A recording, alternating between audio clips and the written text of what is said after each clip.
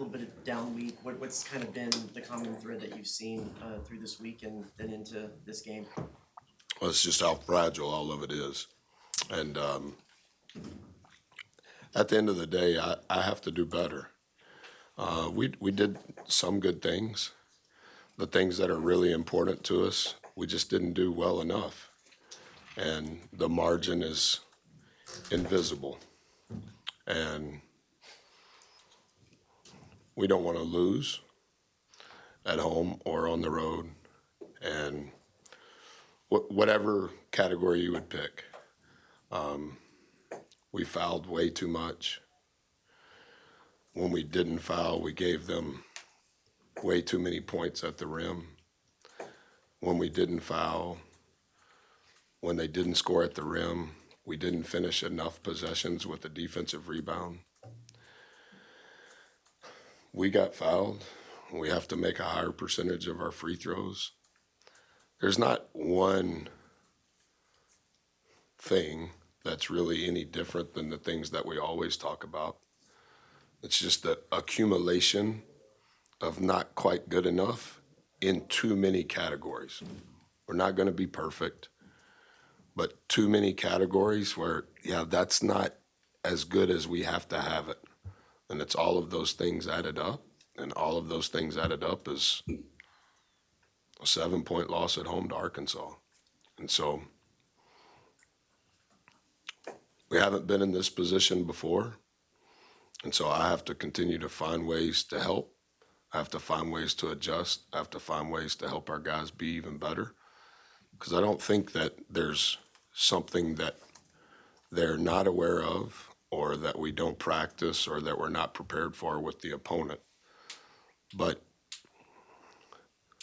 it's all of those details, all of those small categories. In cumulative, we just didn't do enough. Does their shot blocking ability change the way that y'all have to? It's just turnovers. It's turnovers. And they had nine at their place. We turned the ball over too much for us.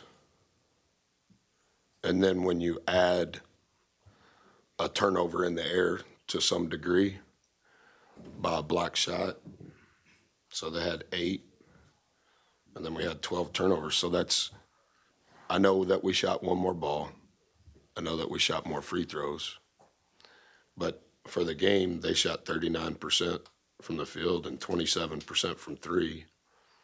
We shot 33% from the field and 30% from 3.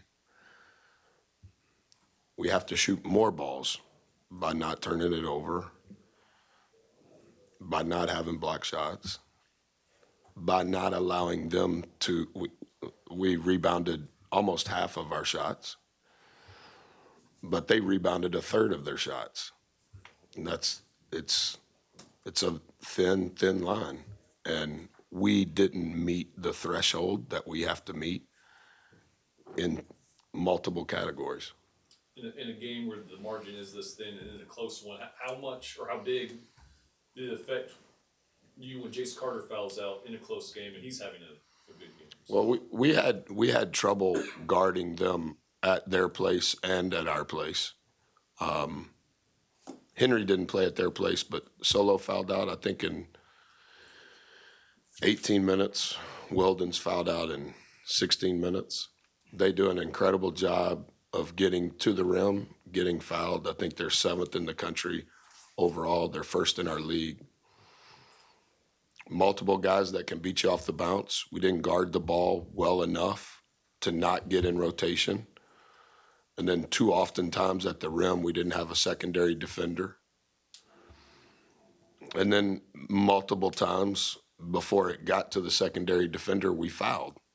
And so I think Jace did a lot of good things. And he plays incredibly hard. He's a physical defender.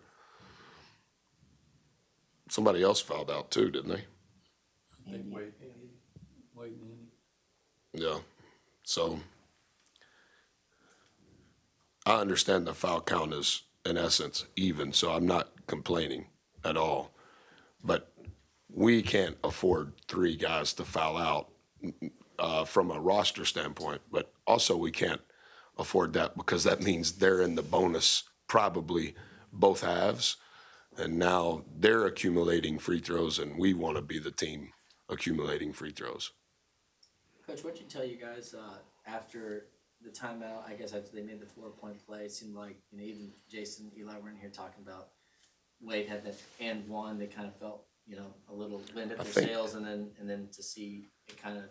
Yeah, when Four hit that shot, wasn't that the ATO, or did they call a foul? I think that was the last media. I think it was, and then. So it was the last media, and that was 59-62, or it was a 3-point game. Yes. It's 2:44 to play, it was 61-58. Yep, and he missed the free throw. Yes. We got the offensive volleyball, Yep. The boots. And the Boots missed the 3. and then we almost got it again, didn't we? Yep. You did. So what I said at the timeout was, Timeout, it's a 1-possession game. Can we get a turkey? Can we get 3 stops in a row? We do not have to play fast offensively. It's a 1-possession game. Let's take a predictable shot. We're in the double bonus. Let's get fouled, take a predictable shot so we have a chance to get an offensive rebound. Miss the free throw. Did Boots shoot a 3? Boot shot, missed a 3. Missed a 3. And then we fouled the 3-point shooter. I'm guess. What I think at one point shortly after that, y'all called the timeout after all that happened. What in that meeting after? Yeah, I guess just in think terms of- my brain's going real fast. The last timeout I called, I think it was sideline out of bounds for us by our bench.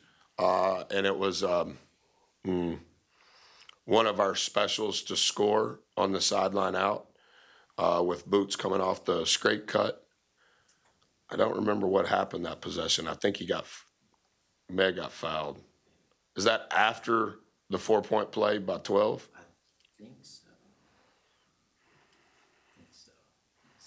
They ended up shooting free throws. Y'all, they got one off, it looks like. Remember they had it looked like there was a problem with the shot clock. Yeah, I didn't think it was, I think I'd already called our last time out before that. It might have been a review though. And then we kind of changed some of the stuff we were doing in the full court on those shots that H was getting. It was right after H hit the 3, and H hit the 3 to make it a 6-point game. Yeah. And then we're in full court pressure, trying to get a steal on the inbounds, rotating up, trying to see if we can get a steal on the pass out of the trap, and then we have to foul. Hey Buzz, y'all had that one stretch that y'all 10 minutes without a field goal. Yeah. A lot of times it looked like y'all, had shots there especially at the, right at the rim. Do you write that off as some days you just? They have great presence at the rim, too many block shots. And then our finishing percentage at the rim was too low. We got to the rim fairly well. This says we got to the rim 40% of the time, but we shot 36%. And so they got to the rim too much. They got to the rim 40% of the time, and they shot 58%. And so they have great presence at the rim. When they didn't block it, there's still great presence. But we have to finish at a higher percentage. When you get to the rim 40% of the time, that's really good. That probably means you're going to get to the bonus and you're going to collect free throws. We have to shoot the ball better at the rim when we don't get fouled. And when we do get fouled, we have to shoot a better percentage from the free throw line. I know at the risk of, I know you said just about any category, but 20 offensive rebounds and 7 second chance points is almost, seems like an anomaly. I haven't studied it enough. I'm trying to make sure that handle my brain and my words and my emotion the right way. I actually think, without having watched the tape, Travis, that not all of the rim shots were missed by our guards. Too many offensive a lot of offensive rebounds. 46% of the time we rebounded the ball. Good number, above our average. So when we get a rebound, offensive rebound in the paint, no matter who we are, and no matter their presence at the rim, you probably can't design anything to get it closer, but you have to finish at a higher rate than we did collectively. Texas A&M does. And so we have been working on that for the last 2.5, 3 weeks. That's the way we start practice every day, 12-minute finishing stations. We do get there a lot, but we have to finish at a higher rate.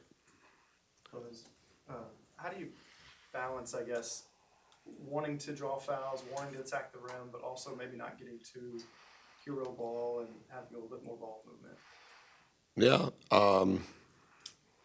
I think points per possession for us, we are reliant on free throw makes. We're reliant on stopping the clock so that we can get our full court pressure set up. I think our defense is better when the clock's not running, just like any coach would say. I think there were some possessions there when we were playing from behind. I wouldn't necessarily categorize them as hero, but we are trying to play with pace because we're possessions down. But I think we were Arkansas was first. I think we were second as of today at getting fouled. And so that's what we need. Solo plays with a lot of passion, emotion is very evident. On that 4-point play, how do you keep him in it mentally going into that? I didn't do very good on that play. He's very fast twitch brain. He's a really good person. He's incredibly intelligent.